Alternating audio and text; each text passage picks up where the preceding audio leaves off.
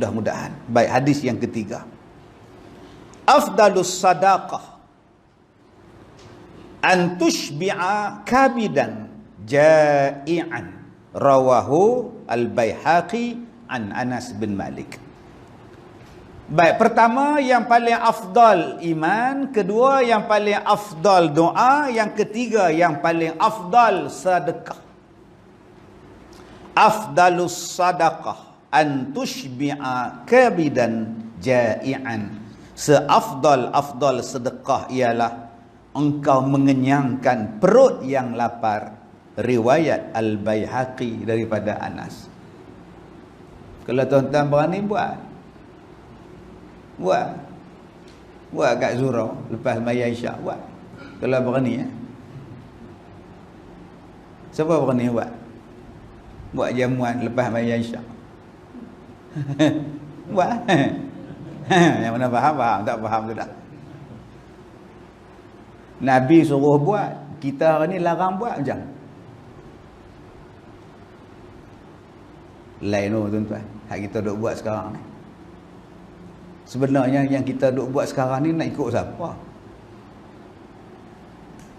Ya, hak Nabi suruh kata sebaik-baik sedekah ialah bagi makan orang. Sebaik-baik sedekah an tushbi'a, mengenyangkan orang. Kabidan ja'i'an, tambah-tambah orang tu pula lapar. Ada beberapa orang yang disuruh untuk kita belanja. Dan ada beberapa orang yang disuruh jangan diutamakan untuk dibelanjakan. Baik, siapa yang disuruh untuk kita berbelanja? Pertama, orang ahlul ibadah. Ahlul ibadah ni disuruh kita belanja bagi dia makan. Jemput dia datang makan kenduri. Buat jamuan untuk dia. Tuan-tuan boleh tengok benda ni dalam kitab Muhimmah fil Ilmil Hadis. Siapa yang paling utama untuk kita bagi makan? Nombor satu, ahlul ibadah. Siapa ahlul ibadah? Contohnya tuan-tuan, subuh pun tuan-tuan, muka kita mayang subuh kita, saat lagi zuhur kita, mai asar saat lagi kita juga, maghrib sekarang pun kita, saat lagi isyak kita. Tuan-tuan ni ahlul surau, ahlul masjid. Semayang sunat pun tuan-tuan, semayang jemaah pun tuan-tuan. Sebab tu tuan-tuan ni dipanggil ahlus sunat wal jemaah. Bukan ahlus sunnah wal jemaah, ahlus sunat wal jemaah. Dia hanya datang tarawih semayang sunat dengan semayang jemaah saja. Lain dia tak datang. Tapi tuan-tuan ni tiap-tiap waktu. Alhamdulillah. Sebab itu bila masjid tutup, bila surau tutup, tuan-tuan rasa apa? Yang menangis pun ada. Sebab tu kita bersyukur di Perak ni boleh semayang, boleh buat kuliah, boleh mari balik. Syukur tuan. Alhamdulillah, kena buat sujud syukur. Bila mereka kata boleh ikut kapasiti masjid, marilah semayang. Surau boleh buat Jumaat, Kelang boleh buat Jumaat, balai polis pun boleh buat Jumaat dalam balai. Alhamdulillah, syukur pada Allah. Bila kita kata pasal apalah, hampa tak bagi kami masuk masjid, kesian lah, dekat kami buka dulu-dulu lah. Buka lah masjid, kami nak semayang ni. Ada hak komen pula tu. Alah, waktu dulu masjid ada apa, tak mari pun. Ni orang tak betul nak cakap ni. Dulu tak pernah penuh pun masjid. Maksud ni. Bukan masalah tu. Ni masalah hak datang ni. Bila dia tak boleh datang, dia rasa apa? Sembahyang berjemaah bagi kita ni macam makan. Menuntut ilmu macam kita ni macam makanan untuk kita. Kita kalau tak dapat nasi apa jadi? Menggigil. Tuan-tuan sini yang kena kencing manis, tak makan, hypo, gelap mata, minum gula, bagi sekati gula, lega. Pasal apa? Tak dapat makan. Tuan-tuan ni, itu nama dia makanan jasmani. Satu lagi, makanan rohani. Makanan rohani itu apa? Menuntut ilmu. Makanan rohani itu apa? Ibadat. Orang yang menuntut ilmu, orang yang buat ibadat, dia rasa kenyang. Roh dia kenyang.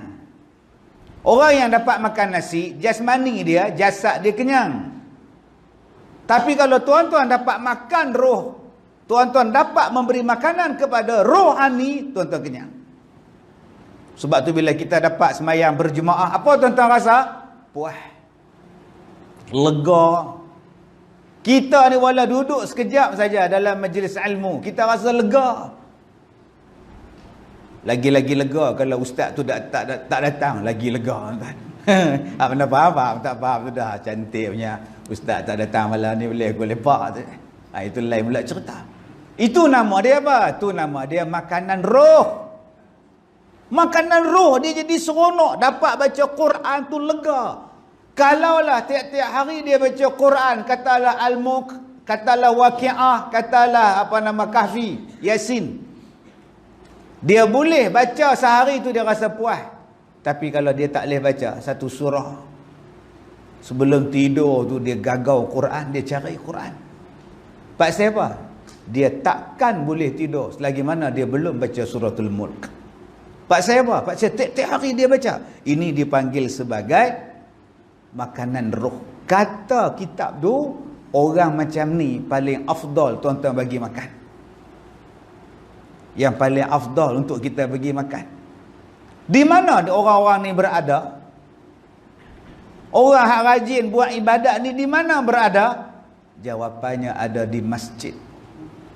Jawapannya ada di surau. Sebab itu orang dulu-dulu kalau buat kenduri dia panggil siapa? Orang masjid, orang surau.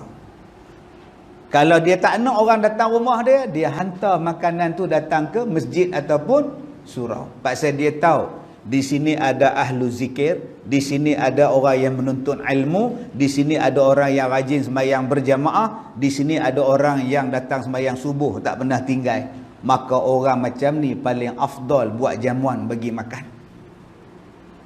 Nampak tak kaitan dengan hadis yang kita baca ni? Afdalus sadaqah an tushbi'a. Memberi makan pada orang. Nombor 2, siapa yang paling afdal kita bagi makan? Orang miskin. Orang miskin. Orang susah, miskin. Baik, kenapa dua ni? Satu orang yang ahlul ibadah, satu orang miskin yang disuruh kita bagi makan. Pasal apa dua ni ada keutamaan? Sebab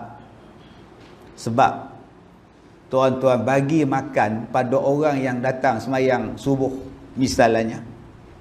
Dia makan nasi lemak, dia baca doa apa semua, buat kenduri semua, alhamdulillah rabbil makan nasi lemak. Dia jadi kuat, dia jadi sihat. Saat lagi pukul 9 pagi dia buat sembahyang duha pula. Allahu akbar. Badan dia kuat pasal tadi duduk makan bihun goreng. Dia sembahyang duha pula.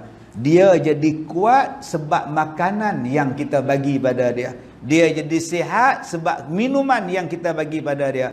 Maka kita dapat pahala atas ibadat yang dia buat. Satu. Kenapa yang kita disuruh bagi pada dua orang ni? Pasal mereka miskin. Bila mereka miskin, kita bagi makan pada mereka, mereka akan makan sampai habis. Mereka akan raih makanan tu. Mereka akan makan dia. Dan selepas mereka makan, mereka doa, ya Allah, murahkanlah rezeki orang yang sedekah pada aku. Murahkanlah rezeki, panjangkanlah umur pada mereka, ya Allah. Kita nak doa daripada mereka. Dan dua orang ni, kalau boleh, lambat-lambat pun tak apa. Siapa dia? Ahlul maksiat. Sebab tu kalau kita nak buat kenduri, jangan duk panggil ni. Kaki rompak, kaki penyamun, kaki pau. Bukan kaki pau, kaki karipak, kasuri, semuanya dah.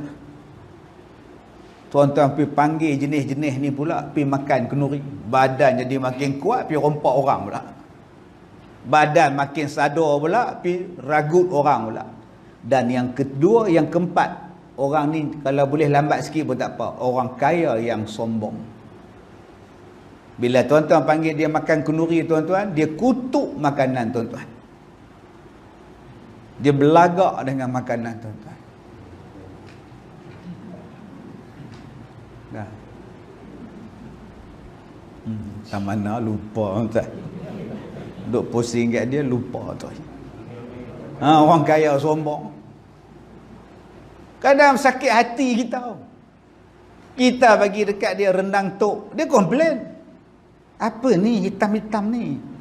Rendang tok. I tak makan kolesterol. Menyampah je tuan. Cuba tuan-tuan bagi orang miskin. Dengan pinggan pun dia makan tuan. Nampak. Jadi lepas ni kita bagi makan orang. Pergi masuk restoran, tengok meja tu bagus punya orang duk makan. Duk dating. 2 orang kan satu meja 2 orang dating lah. Suami isteri 2 orang satu meja. Bagus punya Tok Imam dengan isteri dia. Pergi kat kaunter, meja tu saya bayar.